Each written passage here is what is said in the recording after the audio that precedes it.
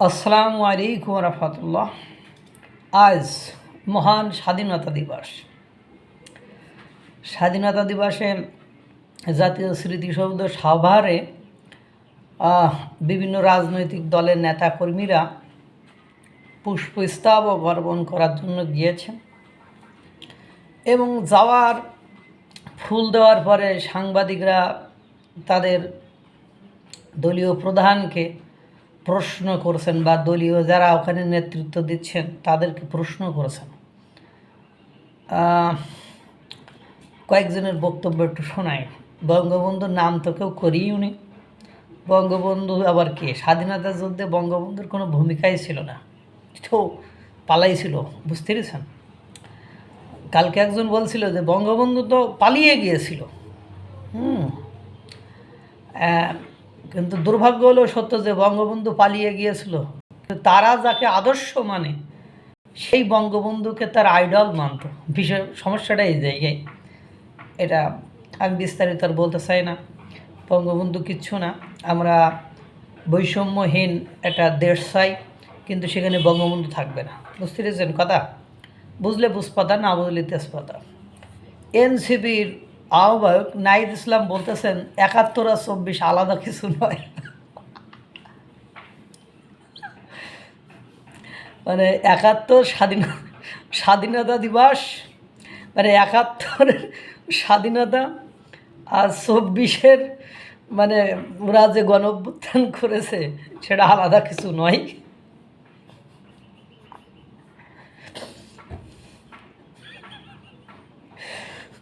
মানে এও নাকি ঢাকা বিশ্ববিদ্যালয়ে পড়ছে। যাই হোক, সমস্যা নেই, পড়ুক। বা এই হাসলাম, এর পেছনে কারণ তো আপনারা বুঝতে পারতেছেন যে মানুষ কথা বলে, কিন্তু সেই কথার দৈর্ঘ্য প্রস্থ কতটুকু সেটুকু যদি মানুষ না বোঝে, তাহলে এদের কাছ থেকে জাতি কি আশা করে?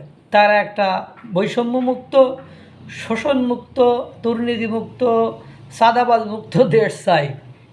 ঠিকই তো আছে, ওইগুলো মুক্ত দেশ চাই, কিন্তু ওরা তো বলছে না যে আমরা এগুলো করব না, মানে অন্যরা করবে না, ওরা করবে। বিষয়টাকে আপনারা বুঝতে পেরেছেন। এবং ওই ৭২-এর সংবিধান পচা গলা সংবিধান, এই সংবিধানই এর আগে যত শাসক এসেছে তাদেরকে ফ্যাসিস্ট করেছে।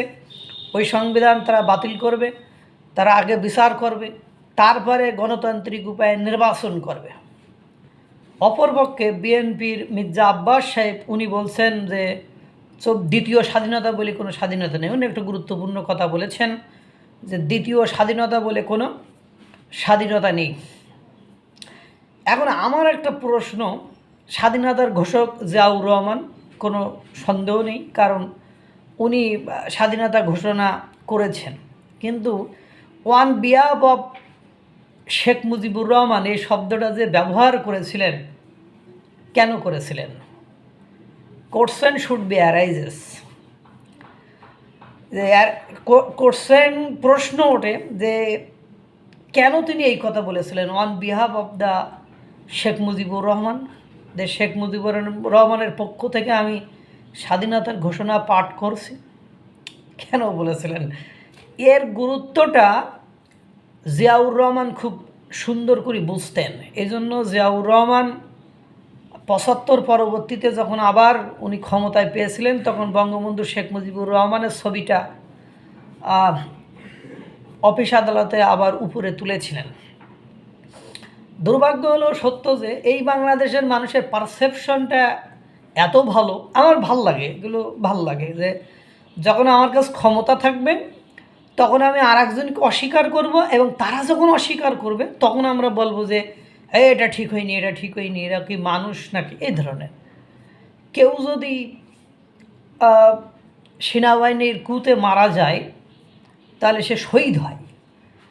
আর শেখ মুজিবুর রহমান সেনাবাহিনীর কুতে মারা গিয়েছিল, আর সেনাবাহিনীরা ষড়যন্ত্র করে বা যেভাবে মারা গিয়েছিল, তখন উনি কিন্তু শাসন ক্ষমতায় ছিলেন, তো উনি তখন দেশদ্রোহী ছিলেন।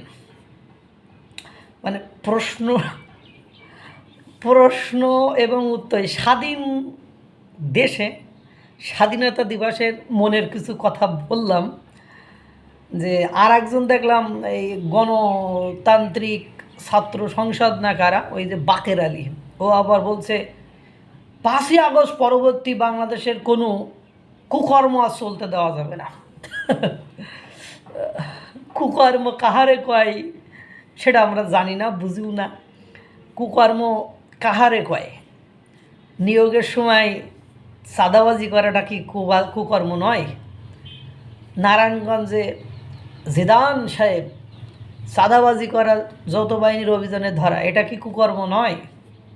এনসিটিআরের মানে বই পুস্তক ছাপানোর সময় 400 কোটি টাকা লোপাট্টা করা, এটা কি কুকর্ম নয়?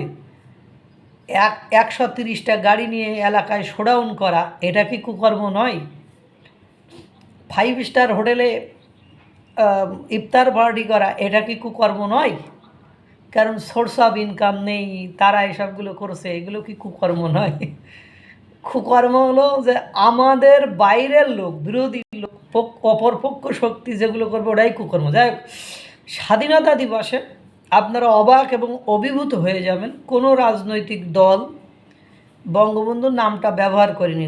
গুড, ঠিক আছে, বঙ্গবন্ধুর এদেশের কোনো ভূমিকা ছিল না। সেই সময় যে Ziaur Rahman on behalf of Sheikh Mujibur Rahman বলছিলেন, 72-এ যখন শেখ মুজিব ক্ষমতায় আসছিলেন, ওনার কোনো ভূমিকা না থাকলে কেনই বা এই বাংলাদেশের মানুষ যারা সমরাঙ্গনে যুদ্ধ করছিল, যেসব সেনাবাহিনীরা যুদ্ধ করেছিল, তারা কেন ওনাকে ডেকে ওই আসনে বসিয়ে দিয়েছিলেন? এটাও কিন্তু একটা প্রশ্ন থেকে যায়। যাই হোক, স্বাধীনতা দিবসের সকলের শুভেচ্ছা রইল। আর এই 24 এখন নতুন স্বাধীনতা ধরে নেন, ওই 24-এর স্বাধীনতার 71 আলাদা কিছু নয়। ওনাকে এক সাংবাদিক এই প্রশ্ন করার পরে উনি একাধিকবার মানে 47-এর কথা বললেন, কিন্তু 24-এর কথা কিন্তু বললেন না। 47-এ নাকি তিনি আজাদ হয়েছেন, তারা আজাদ হয়েছেন, মুক্ত হয়েছেন। এদের কাছে প্রশ্ন করে ভাই, আর মানে যারা সাংবাদিক তাদেরকে অনুরোধ করি, এদের কাছে এই স্বাধীনতা নিয়ে আর প্রশ্ন করিয়েন না, কারণ they have no knowledge about freedom. Independent কোনো সম্পর্কে তাদের কোনো ধারণা নেই, তারা এক বইয়ের পাঠক। ওই কিছু মুখস্থবিদ্যা, আপনাদের বিলিভ ইট অর নট, আপনারা প্রথম দিন থেকে আজ পর্যন্ত ওরা ক্ষমতায়, আপনি বক্তব্যগুলো দেখেন, ও একই বক্তব্য দেয়, দেয়ার ইজ নো ভেরিয়েশন, কোনো পার্থক্য নেই। যখনই তারা পার্থক্য করতে গেছিলো তখনই তারা ফল্টে পড়েছে। But they have memorize this topics and মানে ওই যে উগরে দেয়, এগুলো মুখস্থ করেছে এবং উগরে দেয়। সুতরাং সাংবাদিকদেরকে অনুরোধ করবো, স্বাধীনতা নিয়ে ওদের প্রশ্ন করিয়েন না, তাহলে এ জাতির প্রতি পরবর্তী প্রজন্ম, মানে আগের প্রজন্ম এবং বর্তমান প্রজন্ম ধিক্কার দিবে। স্বাধীনতা কাকে বলে এটা ওরা জানে না। সুতরাং আর তারা they don't believe in 1971 independent, তারা এটা বিশ্বাস করে না। তাই যদি বিশ্বাস করতো তাহলে আম্রকাননের ওই যে প্রবাসী যে বিদেশি যে সরকার গঠন হয়েছিল, বা ওখানে যে অস্থায়ী সরকার গঠন হয়েছিল, সেই স্মৃতিটা মুছে ফেলার পরে, সোহরাওয়ার্দী উদ্যানে আত্মসমর্পণের সেই ভাস্কর্য মুছে ফেলার পরে, বা সেই স্মৃতিটা মুছে ফেলার পরে, একজন বীর মুক্তিযোদ্ধা উপদেষ্টা বা মানে ফারুকি আজম বলতে পারতেন না যে 24-এর সাথে আপনার সাংঘর্ষিক কোনো কিছু আর রাখা হবে না। সুতরাং এদেরকে প্রশ্ন করবেন না, এটা অনুরোধ রইল। আল্লাহ তাআলা সকলকে ভালো রাখুক, সুস্থ রাখুক। আসসালামু আলাইকুম ওয়া রাহমাতুল্লাহ।